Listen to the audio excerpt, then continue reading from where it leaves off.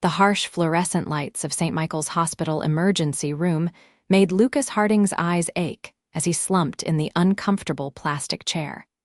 His 6-year-old daughter Emma asleep against his shoulder, despite the chaos around them.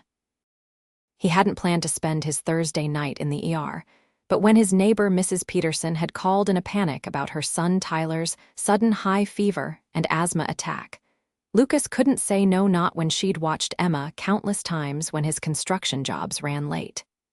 Mr. Peterson. A nurse called out, scanning the crowded waiting room. Lucas gently shifted Emma and stood up. "He's not here yet. I'm watching Tyler until his mom arrives. She's on her way from the airport." The nurse looked skeptical, but nodded toward the sleeping 8-year-old boy curled up in the chair next to Lucas's empty one. "We can take him back now." Lucas carefully transferred Emma to his hip, her small arms instinctively tightening around his neck even in sleep. He then bent down and gently shook Tyler's shoulder. "Hey, buddy, the doctor's ready to see you now." Tyler's eyes fluttered open, glassy with fever. "Where's my mom?" "She's coming as fast as she can," Lucas promised, helping the boy to his feet. "I'll stay with you until she gets here, okay?" The nurse led them through double doors into the examination area, where a pediatric resident quickly assessed Tyler. Lucas balanced, providing what limited information he knew about Tyler's medical history while keeping Emma comfortable as she dozed against him. "His fever's 103.5 and his oxygen levels are concerning," the young doctor said. "We need to start treatment immediately." "Are you certain you're not a legal guardian?" Lucas shook his head. "His mom should be here soon. She was on a business trip and is coming straight from the airport." The doctor frowned. "We really need parental consent. I have it," Lucas said quickly, pulling out his phone. "Mrs. Peterson sent me a text authorizing me to seek medical care. She's a single mom, and I've known Tyler since he was 4. The doctor still looked uncertain, but Tyler's wheezing had worsened, and the boy looked frightened. Lucas placed a reassuring hand on Tyler's shoulder while keeping Emma balanced on his hip. "Please," Lucas said quietly. "I promised I wouldn't leave him alone." Something in his voice must have convinced the doctor, who nodded and began ordering medications for Tyler. They were moved to a curtained area where a nurse started enrollment 4 and administered the first dose of steroids and bronchodilators. Emma stirred as they settled in. "Daddy," she murmured. "Where are we?" "At the hospital, sweetheart," Lucas explained softly. "Tyler isn't feeling well, so we're keeping him company until his mommy gets here." Emma rubbed her eyes, taking in their surroundings with the solemn curiosity of a child who had spent more time in hospitals than most. "Like when I had my operation?" Lucas nodded, his heart twisting a little. Emma's surgeries for her congenital heart condition had drained his savings and maxed out his credit cards despite his insurance. Even with his second job delivering packages on weekends, he was barely keeping up with the medical bills. "Is Tyler going to get better?" Emma asked, now fully awake and concerned for her friend. "I think so, honey. The doctors are helping him right now." Emma climbed down from his lap and went to Tyler's bedside. "Don't be scared," she told the boy seriously. "The doctors here are really nice. My daddy always says being brave doesn't mean you're not scared. It just means you do the right thing anyway." Lucas felt a swell of pride watching his daughter comfort her friend. At 6, she had already endured more than many adults, yet she remained compassionate and resilient. The next hour passed in a blur of medical staff coming and going, Tyler's conditions slowly improving with treatment. Emma had fallen asleep again, this time on a chair Lucas had pushed next to Tyler's bed. Lucas himself was fighting to stay awake, exhausted from his 12-hour shift at the construction site that day. "Tyler. Oh my God, Tyler." Lucas's head snapped up at the sound of a woman's voice. Standing in the doorway of the curtained area was one of the most striking women he had ever seen. She wore a rumpled business suit, her caramel-colored hair escaping what had probably been an elegant updo hours earlier. Despite her disheveled appearance, there was something commanding about her presence. Tyler looked up, his face brightening despite his illness. "Mom!" The woman rushed to Tyler's side, gathering him carefully in her arms, mindful of the Roman IV. "I'm so sorry I wasn't here, buddy." "I came as fast as I could." Lucas stood awkwardly, suddenly aware of his worn jeans and faded t-shirt. "Mrs. Peterson, I'm Lucas Harding. I know who you are," she interrupted, her eyes softening as she looked at him over Tyler's head. "You're Emma's dad from 4B. Tyler talks about Emma all the time." Her gaze shifted to his sleeping daughter, and her expression softened further. "Thank you for bringing him in. When the school nurse called me in the middle of my meeting, it's no problem," Lucas assured her. "Mrs.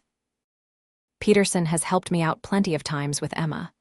The woman looked confused for a moment, then laughed lightly. "I think there's a misunderstanding. I'm not Mrs. Peterson, she's my aunt. My name is Charlotte Davenport. Tyler is my son." Lucas felt his face flush with embarrassment. "I'm sorry. I just assumed Mrs. Peterson said Tyler's mom was coming from the airport, and it's perfectly understandable," Charlotte said, her smile warm despite the worry lines around her eyes. "I was in Chicago for a conference when Aunt Margaret called. She watches Tyler when I travel for work." Lucas nodded, still embarrassed but relieved she wasn't upset.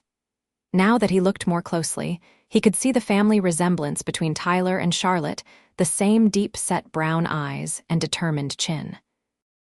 A doctor entered, interrupting their conversation. "Mrs. Davenport, I'm Dr. Reyes. We've stabilized Tyler's asthma attack, but I'd like to keep him overnight for observation." Charlotte nodded, immediately asking detailed questions about Tyler's treatment plan. Lucas used the opportunity to gently wake Emma. "Time to go, sweetheart," he whispered. "Tyler's mom is here now." Emma rubbed her eyes, looking around in confusion before spotting Charlotte.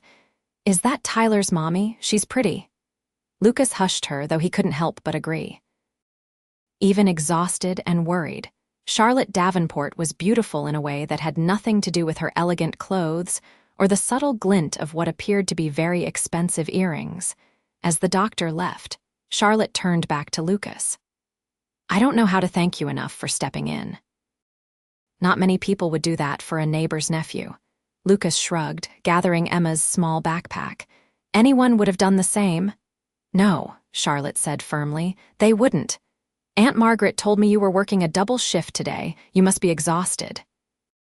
Lucas was saved from responding when Emma piped up.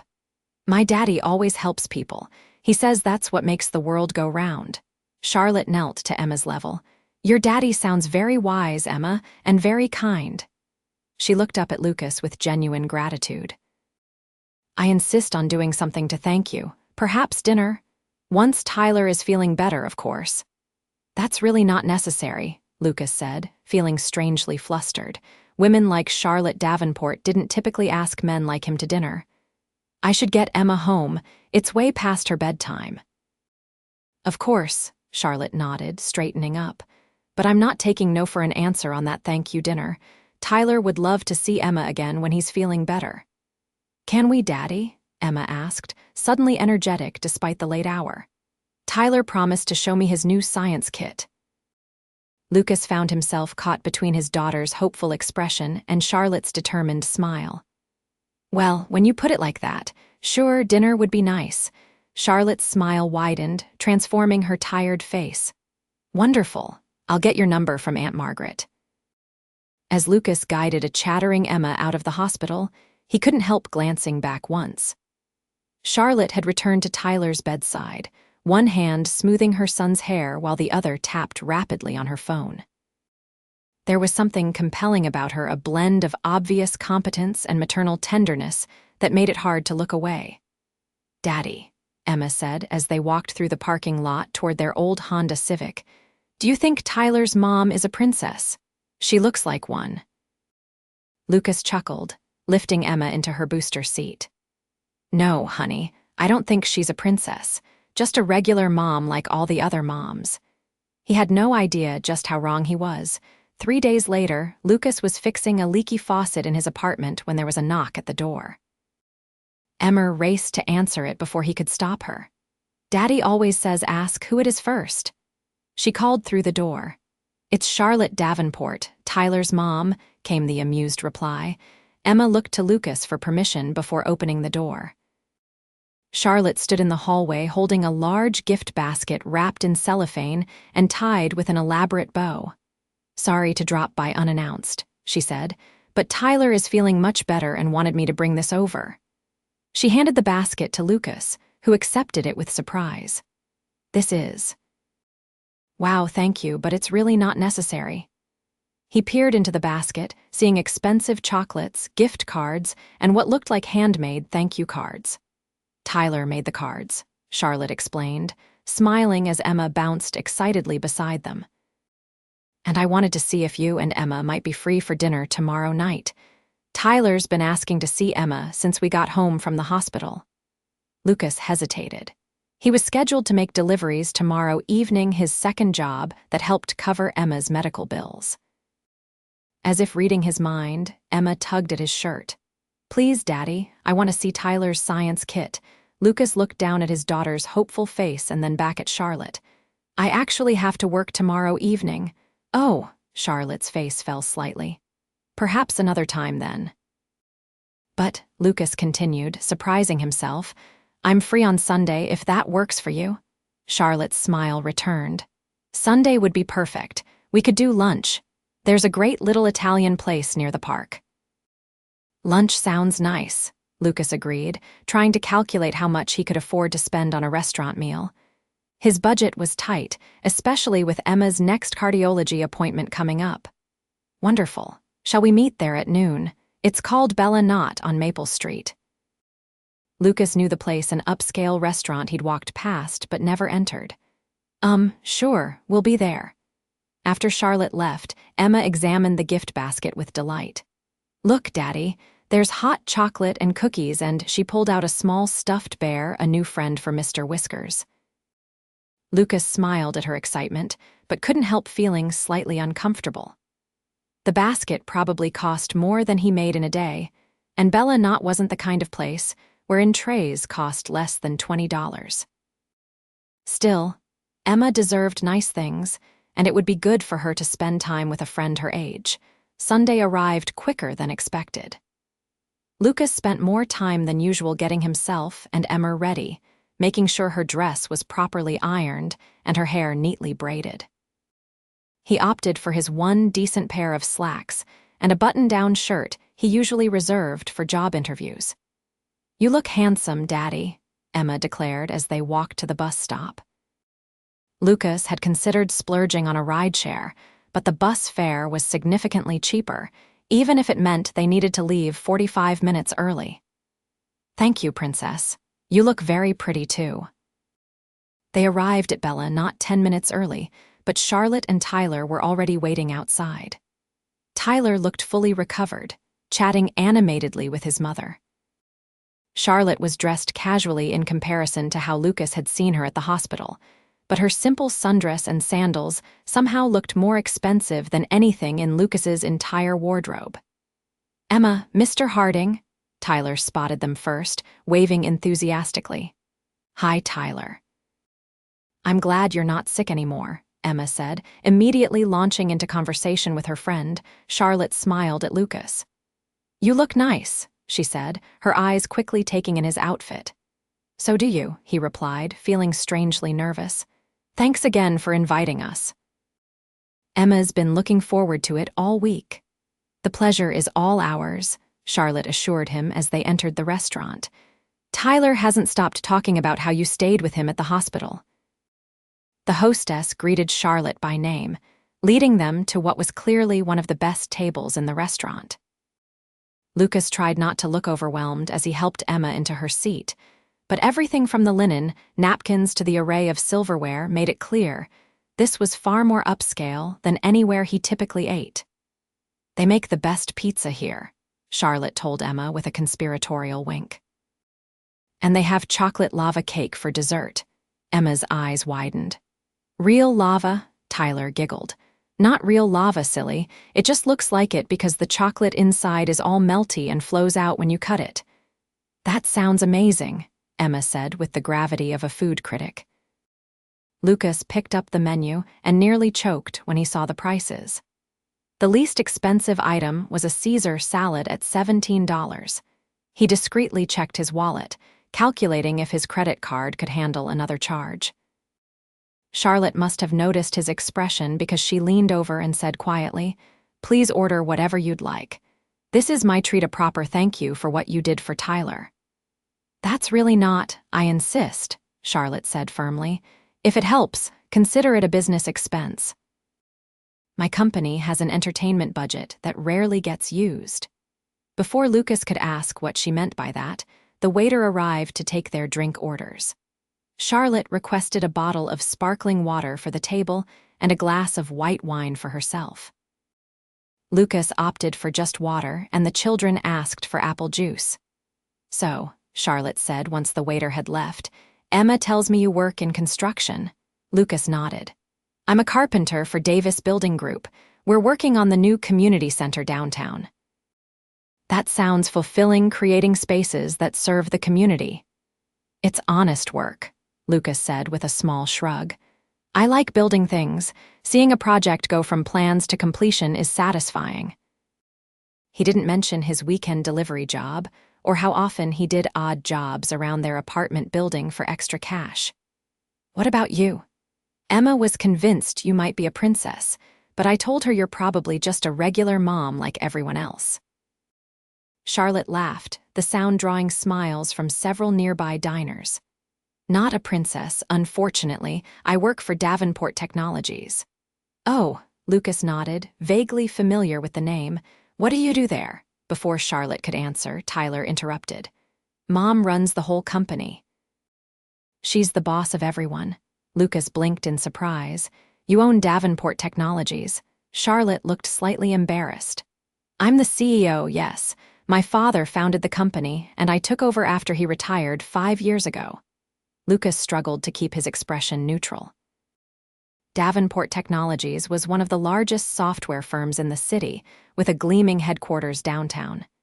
He'd actually helped construct an addition to their building 2 years ago.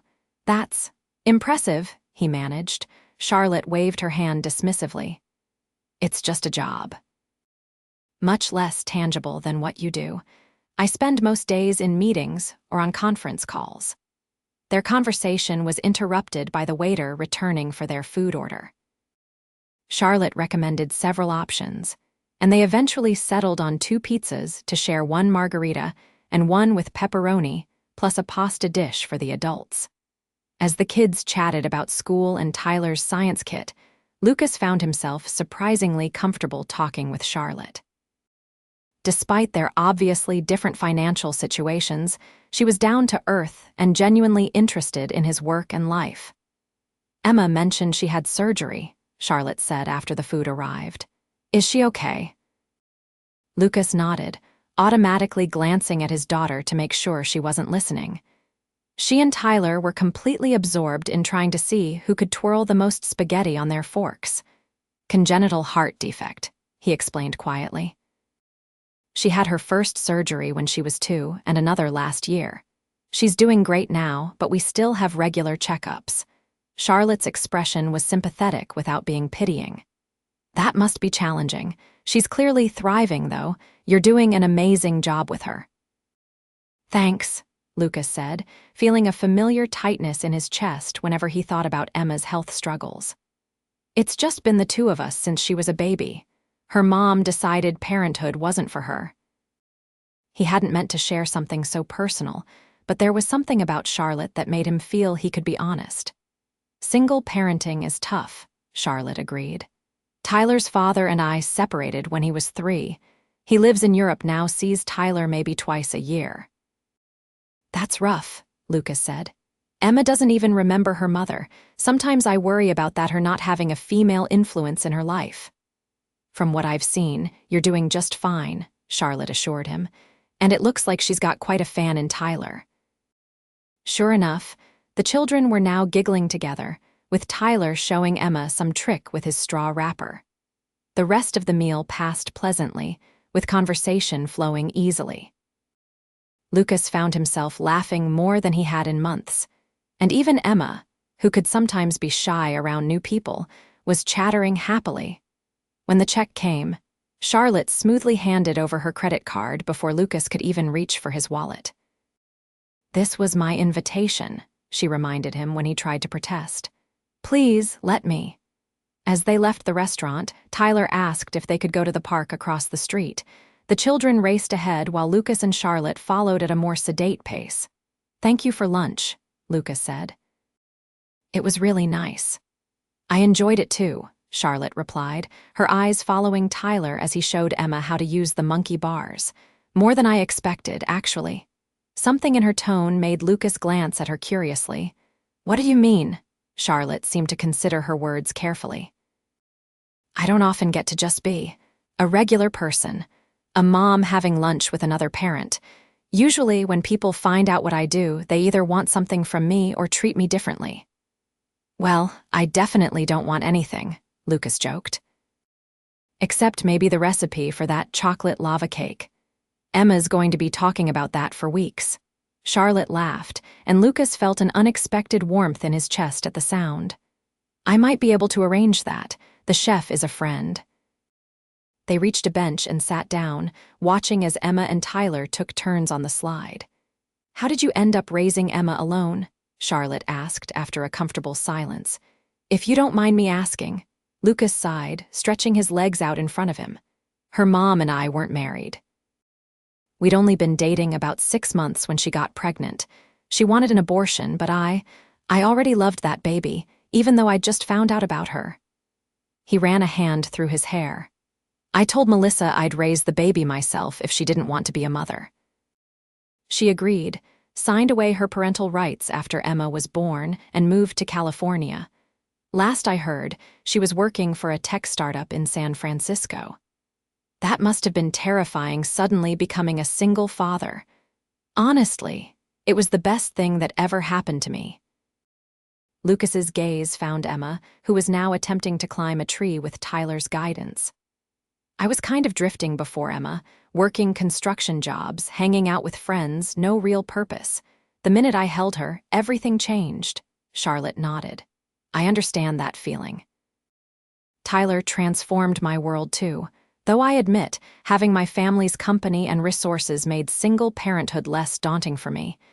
"You've done a great job with him," Lucas said sincerely. "He's a good kid." "Thank you." Charlotte hesitated, then added, "I'd like to do this again sometime." The children get along so well, and she met his eyes directly. "I've enjoyed talking with you." Lucas felt a flutter of something that might have been nervousness or excitement. "I'd like that too." They exchanged phone numbers properly this time, rather than through Mrs. Peterson, and agreed to set up another playdate soon. As Lucas and Emma headed toward the bus stop later that afternoon, he found himself already looking forward to seeing Charlotte again. "I like Tyler's mom," Emma announced as they waited for the bus. "She smells like cookies and sunshine." Lucas chuckled. "That's a very specific observation." "She makes you smile, Daddy. You should be friends." Out of the mouths of babes, Lucas thought, smiling down at his perceptive daughter, "Maybe we will be, Princess, maybe we will be." The following weeks brought a series of playdates and casual dinners. Each time, Lucas protested Charlotte's insistence on paying, but she always had a logical argument ready. She'd invited them. It was her turn. She had a gift certificate that needed using.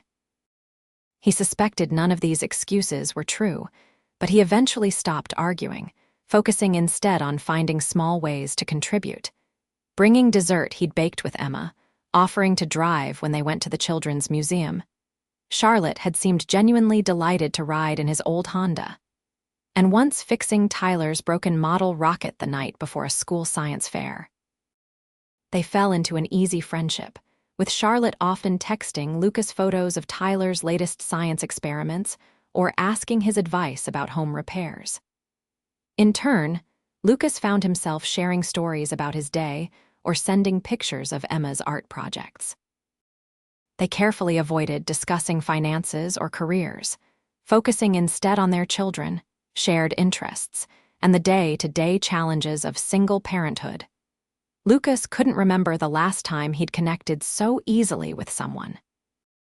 Charlotte was smart, funny, and surprisingly down to earth despite her obvious wealth and status.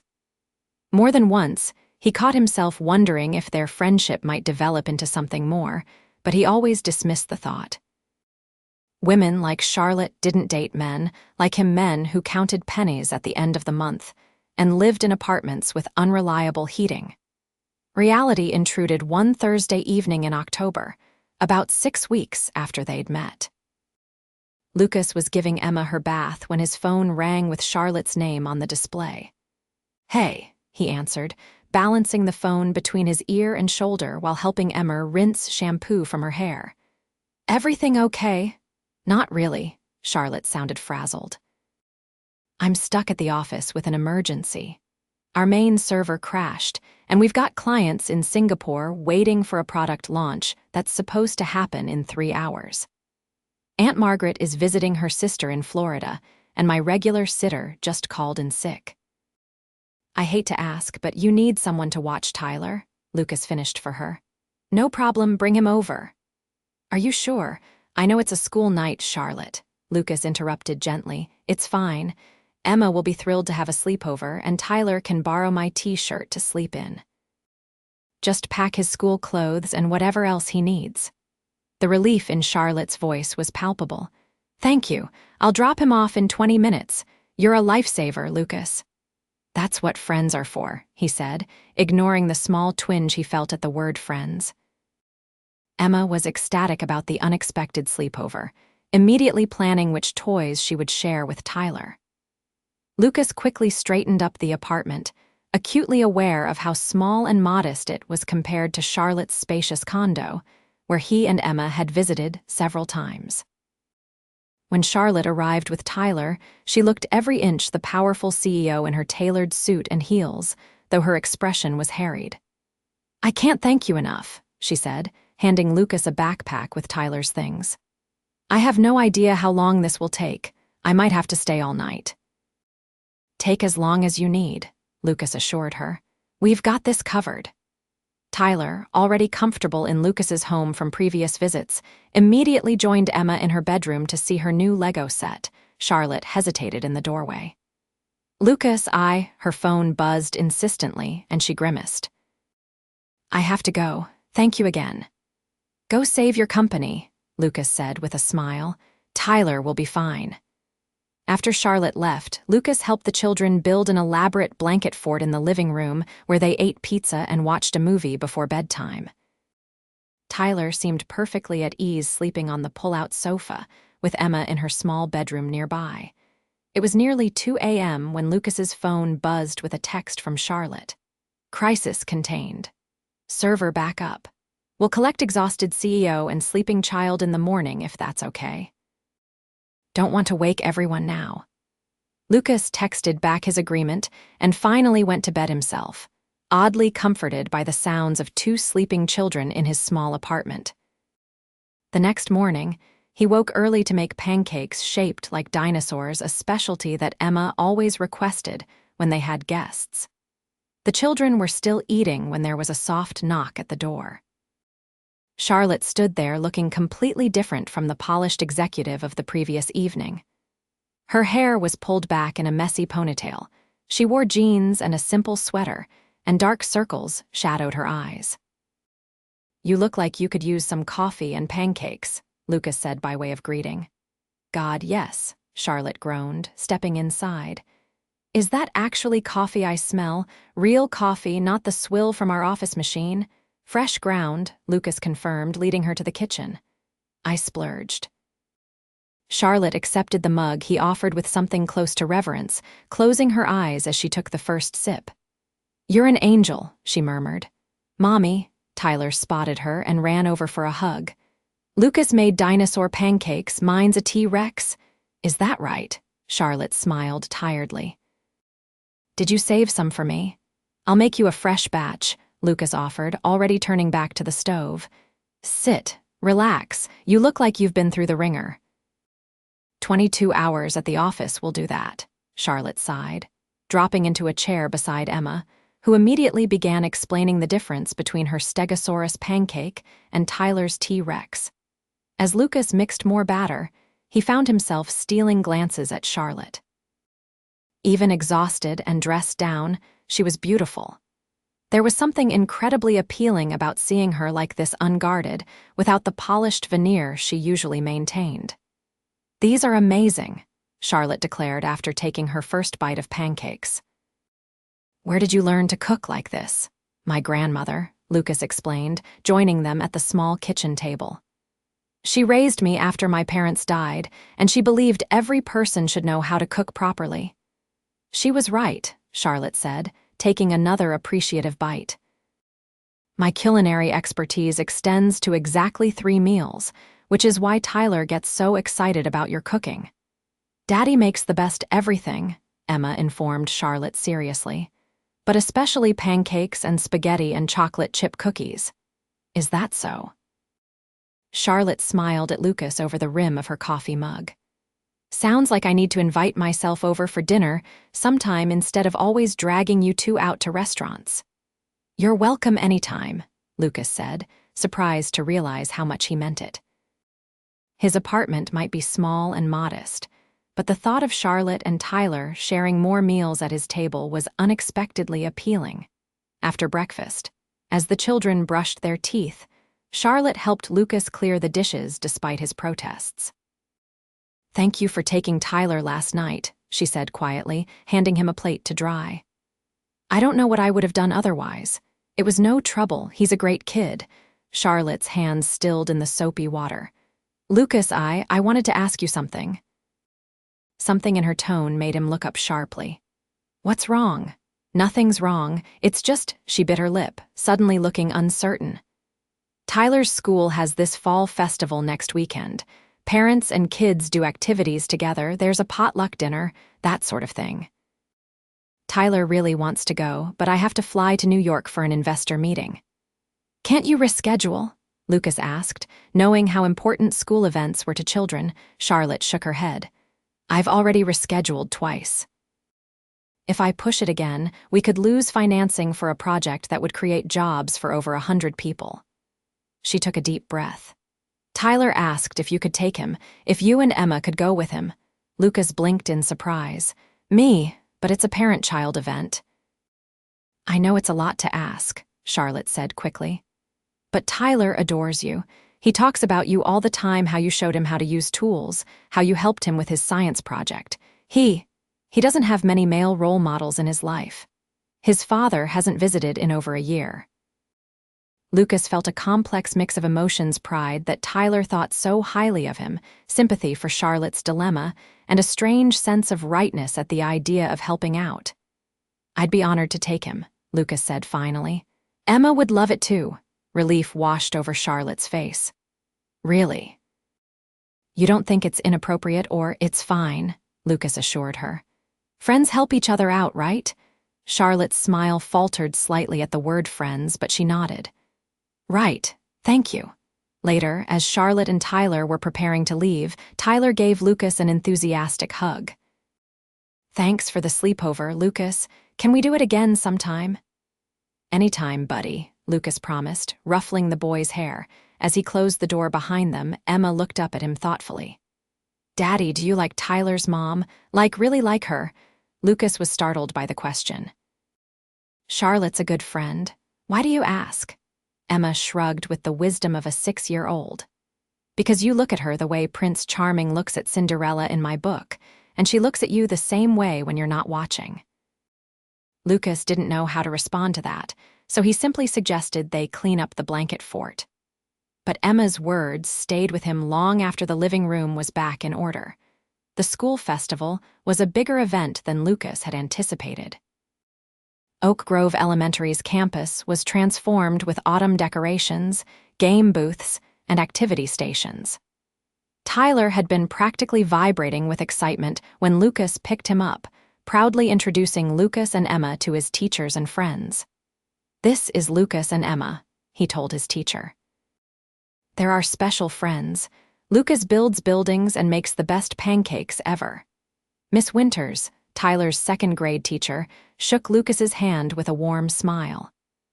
"Tyler talks about you and Emma all the time. It's nice to finally meet you." Charlotte mentioned she had to travel for work this weekend. "Yes, she had an important meeting," Lucas explained, feeling slightly awkward.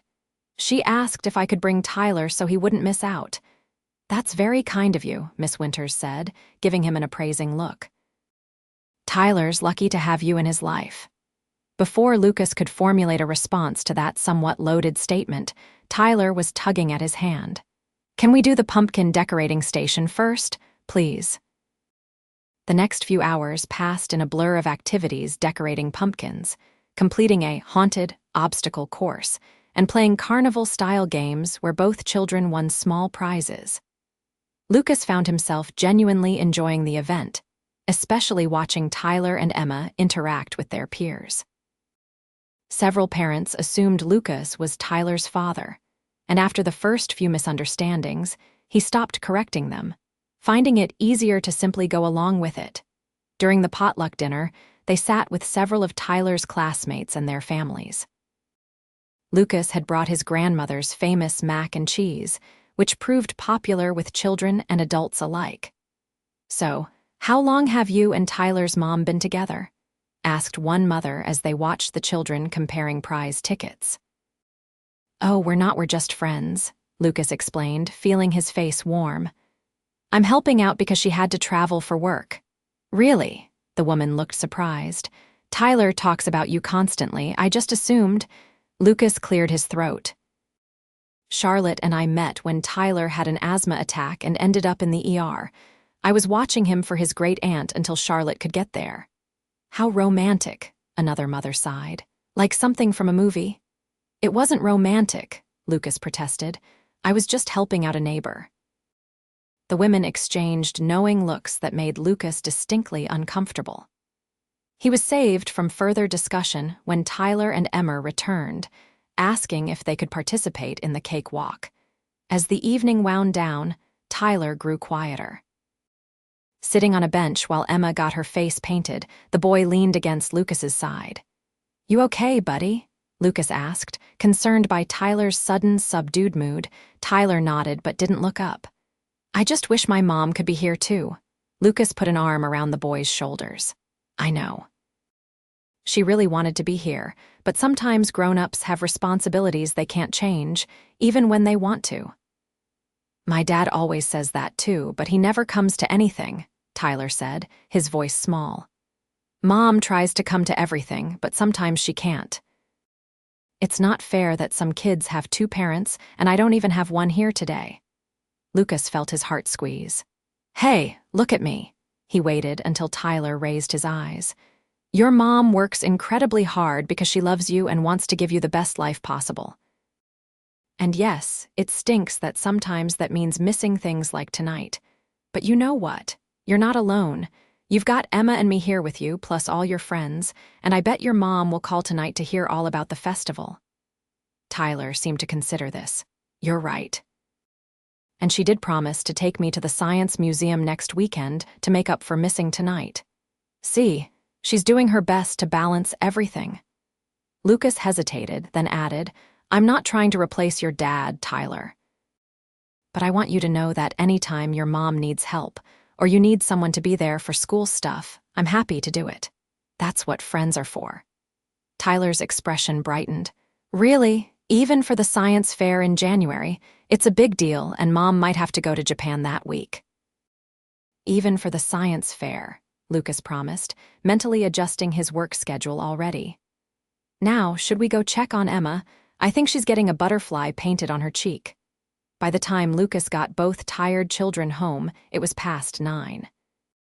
He had offered to keep Tyler overnight so Charlotte wouldn't have to pick him up after a long day of travel.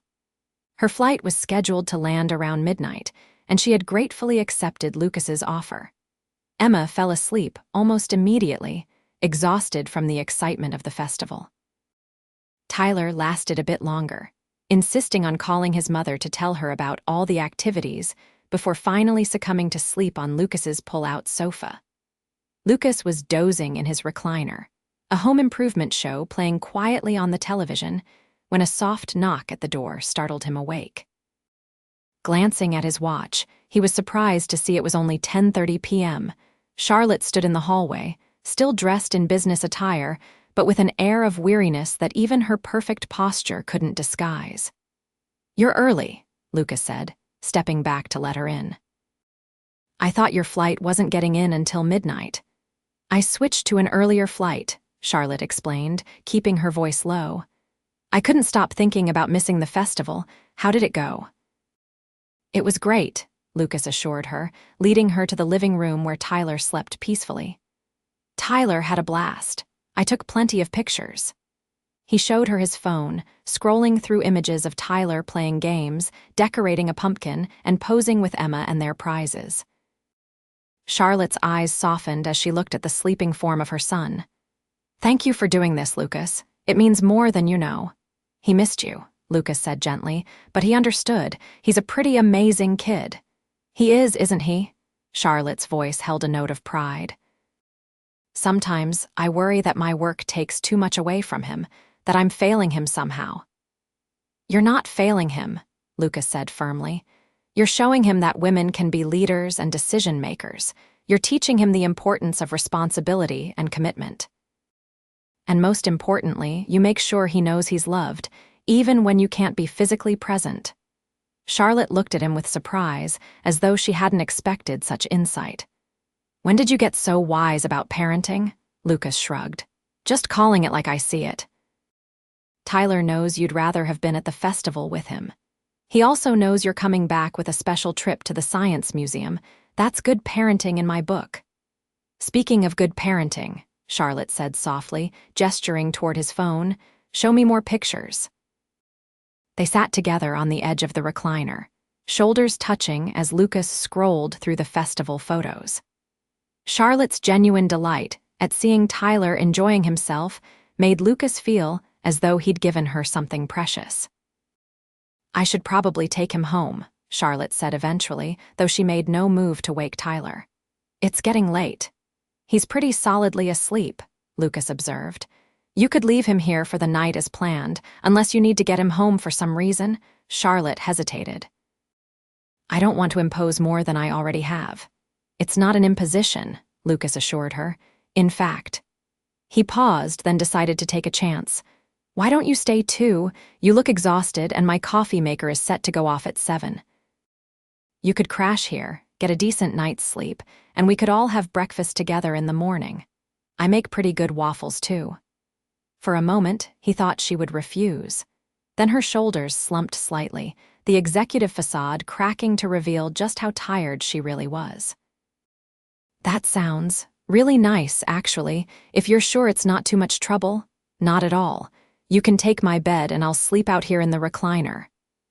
"I couldn't put you out of your bed," Charlotte protested. "You're not putting me out of anything." "I fall asleep in this chair half the time anyway." Lucas stood up before she could argue further. "I'll get you something to sleep in and show you where everything is." 15 minutes later, Charlotte emerged from the bathroom wearing Lucas's old flannel pajama pants, rolled several times at the waist, and a faded concert t-shirt. With her face freshly washed and her hair loose around her shoulders, she looked younger and far more vulnerable than the polished CEO he was accustomed to seeing. "Thank you for this," she said, sitting on the edge of his bed. "For everything today, taking Tyler to the festival, letting us stay over, just all of it." "You don't need to keep thanking me," Lucas said, standing awkwardly in the doorway. If you say that's what friends are for one more time, I might scream," Charlotte interrupted, a strange intensity in her expression. Lucas blinked, taken aback. "I was going to say that's what people do for people they care about." Charlotte's expression softened. "Oh." There was a moment of charged silence, broken when Lucas cleared his throat. "Well, good night. Sleep as late as you want tomorrow. It's Saturday, so no rush." "Good night, Lucas," Charlotte said quietly, "and thank you again." As he settled into the recliner, Lucas couldn't help replaying Charlotte's reaction to the word friends. There had been something in her tone, something that hinted at feelings beyond simple friendship. Or was he just projecting his own growing attraction? He fell asleep, still pondering the question, only to be awakened a few hours later by the sound of quiet footsteps. Opening his eyes, he saw Charlotte in the dim light from the window, getting a glass of water from the kitchen. "Everything okay?" he whispered, careful not to wake the children. Charlotte started slightly. "Yes, just thirsty. Sorry I woke you. It's fine." Lucas checked his watch, 3:18 a.m. "Can't sleep," Charlotte shook her head. "Too much on my mind, I guess." Lucas gestured to the couch beside his recliner. "Want to talk about it?" After a moment's hesitation, Charlotte sat down, tucking her feet under her. "It's nothing specific, just life, work, parenting, all of it." "The glamorous life of a CEO isn't all it's cracked up to be?" Lucas asked with a small smile. Charlotte huffed a quiet laugh. "Hardly. It's mostly stress, difficult decisions, and missing important moments in my son's life." "But you're making a difference," Lucas pointed out. "Creating jobs, developing products that help people, that counts for something." "I know, it's just..." Charlotte sighed. "Sometimes I wonder if it's worth the sacrifices. Tyler's growing up so fast, and I'm missing too much of it." Lucas thought carefully before responding. "What would happen if you stepped back a bit, delegated more? Surely the company wouldn't collapse if you took more time for yourself and Tyler." "It's not that simple," Charlotte began, then stopped herself. "Actually, maybe it is that simple, and I've been making it complicated. My father managed to run the company and still coach my soccer team and attend my recitals. Different time, different expectations," Lucas suggested. "Plus, you're dealing with biases he never faced. Female CEOs are held to impossible standards." Charlotte looked at him with surprise. "That's unexpectedly insightful." Lucas shrugged. "I have a daughter. I pay attention to these things." "You're full of surprises, Lucas Harding," Charlotte said softly. "Most people see the CEO title and either want something from me or put me on a pedestal. You just see me." "I like what I see," Lucas admitted, the late hour and intimate darkness making him braver than he might otherwise have been. Charlotte's breath caught audibly. "Lucas," whatever she was about to say was interrupted by Tyler calling out in his sleep. Charlotte was immediately on her feet, going to soothe her son back to sleep. By the time she returned, the moment had passed, and they both agreed it was time to try to get some rest. The next morning brought the chaos of two excited children and the smell of fresh waffles. Lucas was grateful for the bustle and activity, as it provided a buffer against the lingering awareness of the unfinished conversation from the night before. Charlotte, looking refreshed despite the early hour, pitched in with breakfast preparations, helping Emma set the table while Lucas cooked. There was a comfortable domesticity to the scene that felt both natural and dangerous natural, because it seemed to fit so effortlessly. Dangerous, because Lucas could too easily imagine more mornings like this. "These waffles are even better than the pancakes," Charlotte declared, taking another bite. "Your grandmother taught you well." "Grandma Rose said food is love," Emma informed her seriously. "That's why Daddy's food tastes so good, because he makes it with extra love." Tyler nodded in agreement, his mouth full of waffle and strawberries. Charlotte's eyes met Lucas's over the children's heads, and something passed between them, a recognition, perhaps, of how right this felt. After breakfast, as Charlotte prepared to take Tyler home, she pulled Lucas aside while the children gathered Tyler's belongings. "I've been thinking," she said, her voice low enough that the children couldn't hear, "about what you said last night, about delegating more and creating better balance." Lucas nodded, waiting for her to continue. "I'm going to make some changes," Charlotte said decisively, "starting with blocking off my calendar every Friday afternoon. No meetings, no calls, just time for Tyler. And..." She hesitated, "maybe sometimes for friends too." The emphasis she placed on the word friends made it clear she was referencing their earlier conversation. "That sounds like a good start," Lucas said carefully. "I also wanted to ask..." Charlotte broke off as the children bounded back into the room. "We'll talk later," she promised quietly. The following Friday afternoon, Lucas was surprised to receive a text from Charlotte. "Taking my first Friday afternoon off. Tyler's at a playdate. Any chance you're free for coffee? My treat." Lucas, who had just finished his shift early due to rain stopping work at the construction site, replied that he'd be happy to meet her. Emma was at school for another 2 hours, giving him some rare time to himself. They met at a small cafe halfway between their homes. Charlotte was already there when he arrived, dressed more casually than he was used to seeing her in jeans and a simple blouse. "This is a nice surprise," Lucas said as he slid into the chair across from her. "How does it feel to play hooky from work?" Charlotte smiled, pushing a coffee toward him. "I already ordered for you. Black with 1 sugar, right?" "Perfect," Lucas confirmed, touched that she remembered. "You didn't answer my question. How does freedom feel?" "Strange," Charlotte admitted. "I kept checking my phone every 5 minutes until I finally put it on Do Not Disturb. But also, nice, really nice, actually." "Good for you," Lucas said sincerely. "Everyone needs downtime." Charlotte looked at him thoughtfully. "Do you ever take downtime? Between your full-time job, your weekend deliveries, and being a single dad, when do you rest?" Lucas was surprised she knew about his second job. He didn't remember mentioning it to her. "When did I tell you about the delivery job?" Charlotte looked slightly embarrassed. "You didn't. Tyler mentioned seeing you delivering packages to our neighbor when he was at his friend's house on Saturday." She hesitated. "Lucas, can I ask you something personal?" Lucas nodded cautiously, wrapping his hands around the warm coffee mug. "Sure, are you? Struggling financially? Because if you are, I'm doing fine," Lucas interrupted, a defensive edge creeping into his voice. "We have everything we need." "I didn't mean to offend you," Charlotte said quickly.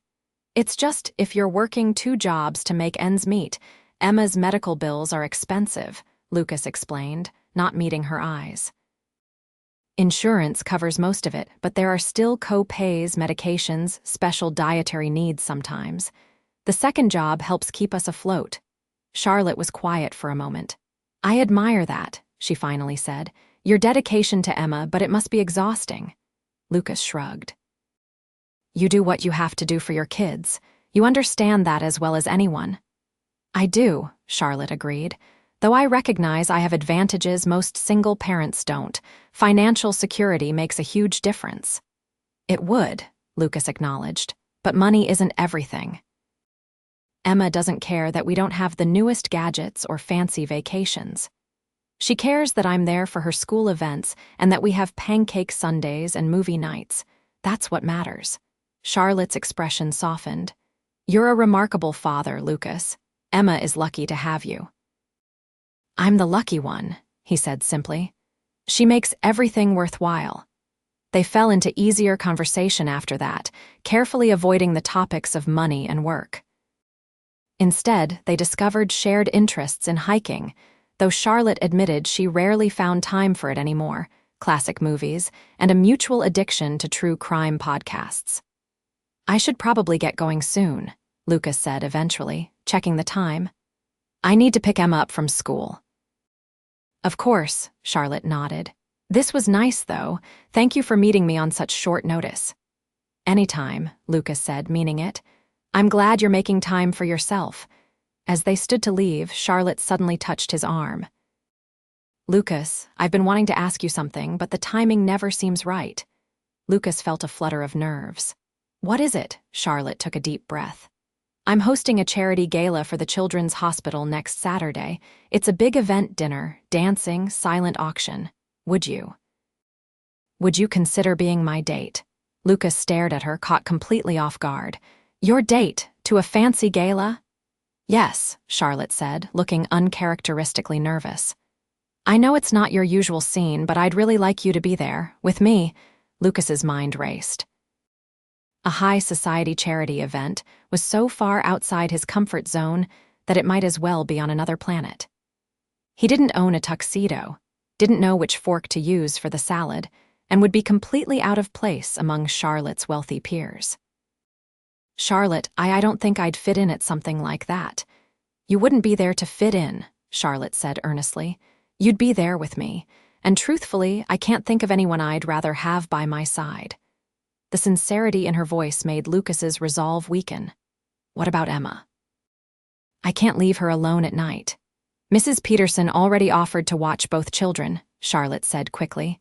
She's fond of Emma, and Tyler would love a sleepover with her. You've thought this through, Lucas observed, both touched and wary. I have, Charlotte admitted. But if you're really uncomfortable with the idea, I understand. No pressure. Lucas looked at her hopeful expression and found himself unable to disappoint her. Okay, he said finally. I'll go, but I don't own a tux, and I don't know the first thing about these kinds of events. Charlotte's face lit up with genuine delight. Don't worry about the tux, the event planner works with an excellent tailor who can help with that, and as for the rest. She smiled warmly. Just be yourself, that's all I want. As Lucas walked to Emma's school, he wondered what he'd gotten himself into. A charity gala with Charlotte meant stepping fully into her world, a world of wealth and privilege that was entirely foreign to him. But the memory of her smile when he agreed made the anxiety seem worth it. The week leading up to the gala passed in a blur of preparations. True to her word, Charlotte arranged for Lucas to meet with a tailor who efficiently measured him for a tuxedo rental. When Lucas attempted to pay, he was informed that it had already been taken care of.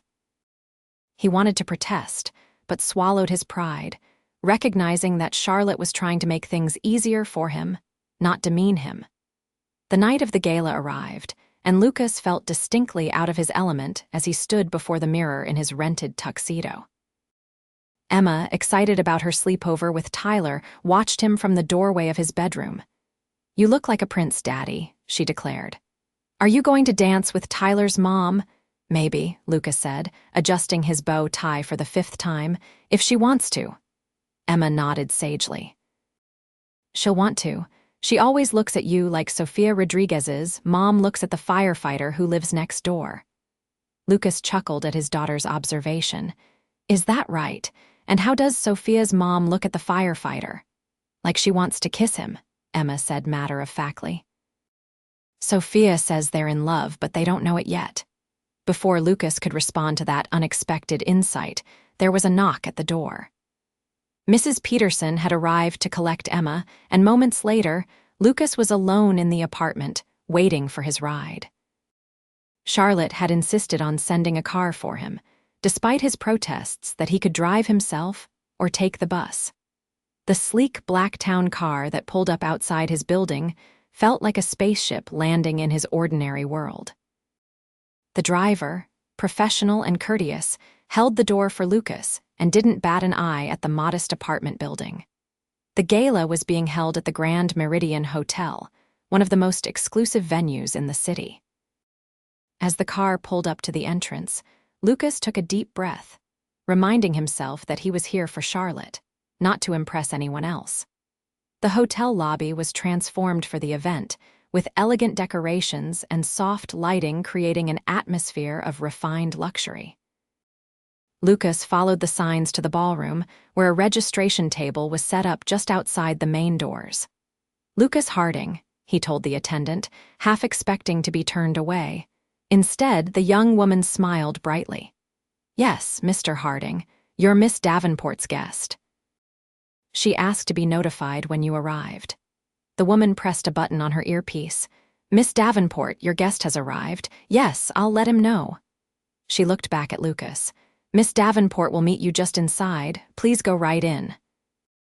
Lucas thanked her and entered the ballroom, immediately overwhelmed by the opulence of the scene. Crystal chandeliers cast a warm glow over tables draped in white linen and adorned with elaborate floral arrangements. A string quartet played softly in one corner, while elegantly dressed attendees mingled, champagne glasses in hand.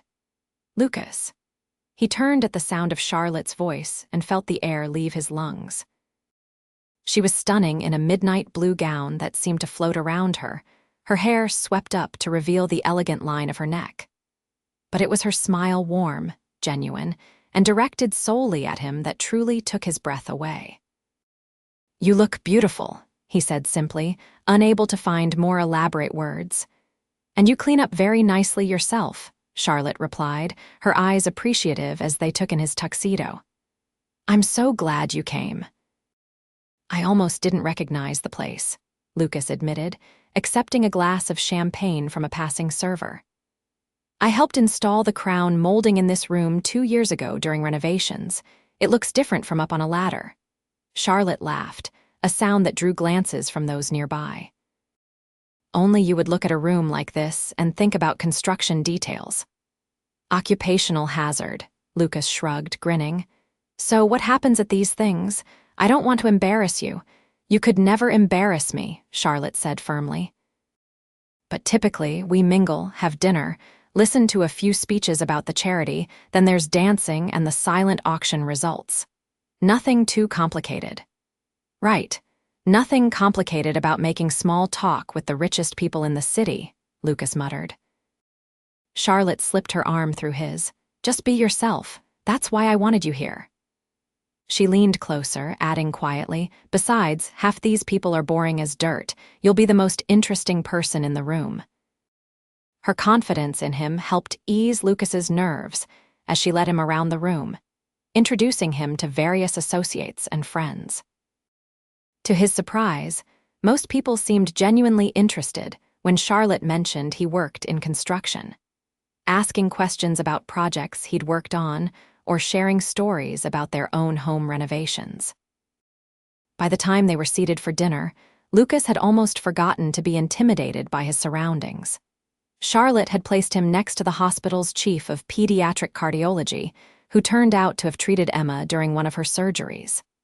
Emma Harding, doctor.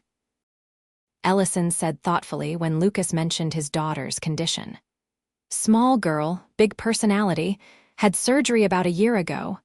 That's her, Lucas confirmed, surprised and touched that the doctor remembered his daughter among the hundreds of patients he must see. Remarkable child, doctor. Ellison nodded. Her resilience was extraordinary. How is she doing now? Lucas spent the next 15 minutes discussing Emma's progress, the doctor offering insights and reassurances that put many of Lucas's lingering concerns to rest. Charlotte, seated on Lucas's other side, listened intently, occasionally asking insightful questions that revealed how closely she'd been paying attention to everything Lucas had told her about Emma's condition. After dinner came the speeches mercifully brief, and then the dancing portion of the evening began. Charlotte was immediately pulled away by various donors and board members wanting a moment of her time, leaving Lucas to observe from the sidelines. He watched as she navigated the crowd with effortless grace, charming and attentive to each person who approached her. Yet he noticed that her eyes frequently sought him out across the room, as if checking that he was still there, still okay. She's quite something, isn't she? A voice said beside him. Lucas turned to find an older gentleman with a kind face watching Charlotte. Yes, she is, Lucas agreed. I'm Harold Davenport, the man introduced himself, offering his hand. Charlotte's father. Lucas tried not to show his surprise as he shook the man's hand. Lucas Harding. It's a pleasure to meet you, sir. So you're the famous Lucas, Harold said, his eyes twinkling. Tyler talks about you constantly, and Charlotte mentions you in nearly every conversation we have lately. Lucas wasn't sure how to respond to that. Your daughter and grandson are wonderful people. I'm lucky to count them as friends. Harold raised an eyebrow. Friends? Is that what you kids are calling it these days? Before Lucas could formulate a response, Charlotte appeared at his side, her expression a mixture of delight and wariness. Dad, I didn't know you were coming tonight. Last-minute decision, Harold explained, kissing his daughter's cheek. Your mother sends her love. She's still in Tuscany with her painting group. I was just getting to know your young man here, Harold continued, gesturing to Lucas. He seems remarkably down-to-earth for someone dating the CEO of Davenport Technologies. Dad, Charlotte said warningly, a flush spreading across her cheeks. Lucas and I aren't. It's fine, Lucas interrupted, surprising himself. Your father's just looking out for you. Harold's eyebrows rose even higher. I like him, he declared to Charlotte. He's not intimidated by me. Why would I be? Lucas asked honestly. I'm here as Charlotte's guest because she asked me to come, not to impress anyone or gain anything. I have nothing to hide and nothing to prove. Harold stared at him for a moment, then burst into laughter. Oh, Charlotte, he's perfect. Don't let this one get away. With that enigmatic statement, Harold excused himself to greet an old friend, leaving Charlotte and Lucas in an awkward silence. I'm sorry about that, Charlotte finally said. My father can be direct. It's fine, Lucas assured her. He seems like a good dad who loves his daughter. I can relate to that. Charlotte's expression softened. Would you like to dance? I've fulfilled my mingling obligations for now. Lucas hesitated. I should warn you, I'm not much of a dancer. Just follow my lead, Charlotte said, taking his hand and pulling him toward the dance floor. The string quartet was playing a slow waltz, and Charlotte gently positioned Lucas's hand on her waist, taking his other hand in hers. Just sway to the music, she advised. No one's judging your dance skills. As they moved together, Lucas gradually relaxed, finding a comfortable rhythm. Charlotte felt right in his arms as if she belonged there. Thank you for coming tonight, she said softly. I know this isn't your scene. I'm glad I came, Lucas replied honestly. Though I'm still not entirely sure why you wanted me here. You could have brought someone who knows which fork to use without watching everyone else first. Charlotte laughed softly. I didn't want anyone, I wanted you. She met his eyes directly. Lucas, surely you've realized by now that my feelings for you go beyond friendship. Lucas's heart skipped a beat. I hoped, but I wasn't sure. We're from such different worlds. Different circumstances, Charlotte corrected. Not different worlds. What matters is that when I'm with you, I feel like myself, not the CEO, not Tyler's mother, just Charlotte. Do you have any idea how rare that is for me? I think I do, Lucas said thoughtfully. Because I feel the same way when I'm with you. Like I can just be me without worrying about measuring up to some invisible standard. Charlotte's hand tightened in his. So where does that leave us? Lucas took a deep breath. I'd like to find out if you would, but Charlotte, I need you to understand something. I can't and won't become dependent on you financially. My pride won't allow it. I would never expect that, Charlotte said seriously. Your independence and work ethic are part of what I admire about you. All I ask is that you let me be generous sometimes without seeing it as charity or pity. Lucas nodded slowly. I can try. If you'll promise to remember that there are some things money can't buy, and those are often the most important things. Deal, Charlotte whispered, her face tilted up toward his. Lucas didn't think about the crowded room or the disparity in their bank accounts. He simply lowered his head and kissed her gently, feeling her respond with a warmth that made everything else fade away. When they pulled apart, Charlotte's eyes were shining. I've been wanting to do that for weeks, she confessed. Me too, Lucas admitted. Though I wasn't sure a CEO would be interested in a carpenter. This CEO is very interested, Charlotte assured him, her smile radiant. So interested, in fact, that she's considering skipping the rest of this gala to spend more time alone with him. Lucas raised an eyebrow. What about your responsibilities here? I've made my speeches, greeted all the major donors, and the silent auction runs itself, Charlotte said. Besides, I've been working on delegating more, remember? In that case, Lucas said, feeling bold, would you like to get out of here? I know a great little all-night diner that serves the best pie in the city. Charlotte's laugh was like music. Pie sounds perfect. They slipped out of the ballroom, Charlotte pausing only to speak briefly with her event coordinator. Soon they were in Charlotte's car, the elegant gala receding behind them as they headed toward a simpler, but somehow more meaningful, conclusion to their evening.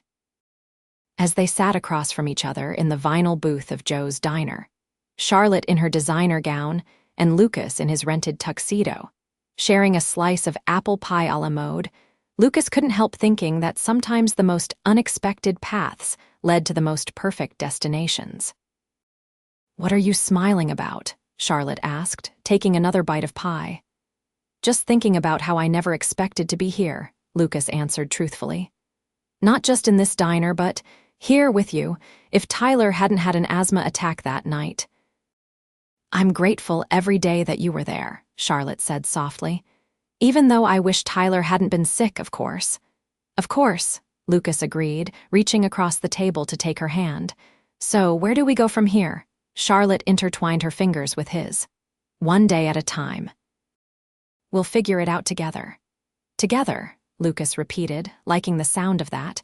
I think our kids will be thrilled. Tyler already thinks you hung the moon, Charlotte laughed, and Emma clearly adores you. She thinks you look at me the way Sofia Rodriguez's mom looks at the firefighter next door, Lucas confided, grinning. Apparently, that's the gold standard of romantic interest for 6-year-olds. Charlotte's eyes danced with amusement. Smart girl. She gets that from her father. As they lingered over coffee, talking about everything and nothing, Lucas felt a sense of rightness settle over him. Whatever challenges lay ahead, and there would be many, given their different backgrounds, they would face them together. For now, that was enough. 6 months later, Lucas stood in his kitchen, flipping pancakes while Emma carefully set the table for 4. It was Sunday morning, and as had become their tradition, Charlotte and Tyler would be arriving soon for breakfast. Do you think Tyler will like the science kit I got him? Emma asked, meticulously placing forks beside each plate. I'm sure he will, sweetheart, Lucas assured her. It was thoughtful of you to remember his birthday is next week. Well, he's almost my brother now, Emma said matter-of-factly. That's what Tyler says anyway. Lucas smiled at his daughter's casual acceptance of the changes in their lives. The past 6 months had seen a gradual blending of their families, with weekends often spent together and occasional sleepovers that delighted both children. Charlotte had kept her promise to take Fridays off, and Lucas had been able to quit his weekend delivery job after receiving a promotion to foreman at the construction company. The doorbell rang, and Emma ran to answer it, knowing it would be Charlotte and Tyler. Lucas heard their voices in the hallway, Tyler excitedly telling Emma about a science experiment he'd done at school. Charlotte laughing at something Emma said. When Charlotte entered the kitchen, her face lit up at the sight of Lucas. Even after 6 months of dating, that look never failed to make his heart race. She crossed the room and kissed him softly. Good morning, she murmured. Something smells amazing. Banana pancakes, Lucas replied, sliding an arm around her waist. Your favorite. Charlotte leaned into him, watching as the children disappeared into Emma's room to look at a new book. I have news, she said quietly. Lucas raised an eyebrow. Good news or bad news? Good, I think, Charlotte took a deep breath. I've been offered the chance to step back a bit at work. Dad wants to create a co-CEO position, with me focusing on product development while someone else handles the day-to-day operations. It would mean a more regular schedule, less travel, more time with Tyler. And with you and Emma. Lucas set down his spatula, turning to face her fully. Is that something you want? Charlotte nodded. I've been thinking about it for months, actually. The company will still benefit from my vision and leadership, but I won't have to sacrifice so much of my personal life. She hesitated. What do you think? I think, Lucas said carefully, that you should do what makes you happy. If this new arrangement would give you more balance and satisfaction, then I'm all for it. It would mean I could pick Tyler up from school most days, Charlotte said, her excitement growing. Be home for dinner every night, take actual vacations without my phone attached to my hand. Sounds like you've already made up your mind, Lucas observed, smiling. I think I have, Charlotte agreed, but there's something else I wanted to talk to you about. Before she could continue, the children burst back into the kitchen, Tyler holding Emma's new book about the solar system. The serious conversation was put on hold as they all sat down to breakfast, the children chattering excitedly about an upcoming school field trip. It wasn't until later, after the dishes were cleared and the children were engrossed in a board game in the living room, that Charlotte returned to their interrupted conversation. About that other thing, she began, her voice uncharacteristically nervous. I've been thinking about our living situation. Lucas tensed slightly. Their different homes had been a practical challenge, with overnight stays requiring advance planning and extra clothes packed for the children. What about it? It seems silly for us to maintain two separate households when we spend most of our free time together anyway, Charlotte said carefully. I thought maybe we could consider combining our families more permanently. Are you asking me to move in with you? Lucas clarified, wanting to be sure he understood. Charlotte hesitated. Actually, I was thinking we might look for a new place together, something that would be ours, not mine that you moved into or vice versa. Lucas was surprised by her suggestion. You'd be willing to leave your condo. I thought you loved that place. I love the people in my life more than any building, Charlotte said simply. And I think it would be easier for all of us to adjust to a new home together, rather than one family feeling like guests in the other's space. Lucas considered her proposal. The idea of creating a new home with Charlotte, a place where both families could blend on equal footing, was appealing. I think that makes a lot of sense, actually. Charlotte's face brightened. Really? You're not opposed to the idea? Why would I be? I love you, Charlotte. I love the life we're building together. I love you too, Charlotte said softly. More than I ever thought possible when you showed up in that ER 6 months ago.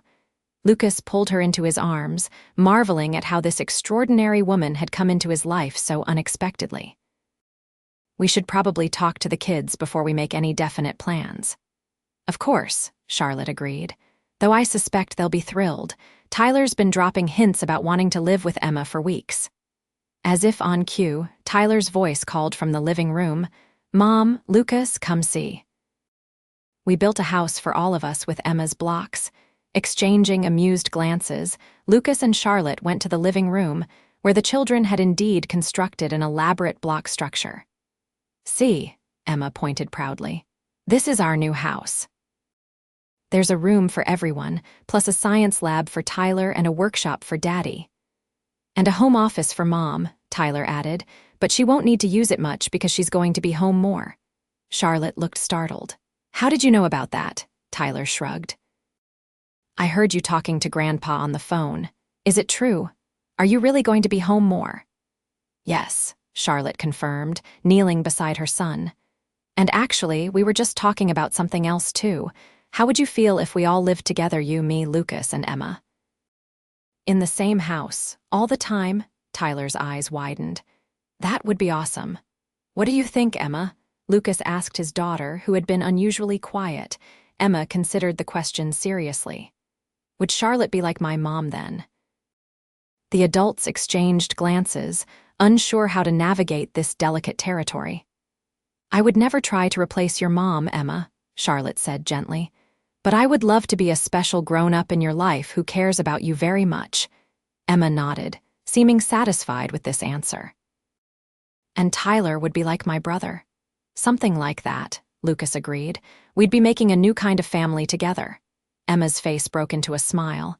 I've always wanted a brother, and Tyler needs someone to explain things to him when he gets confused. Hey.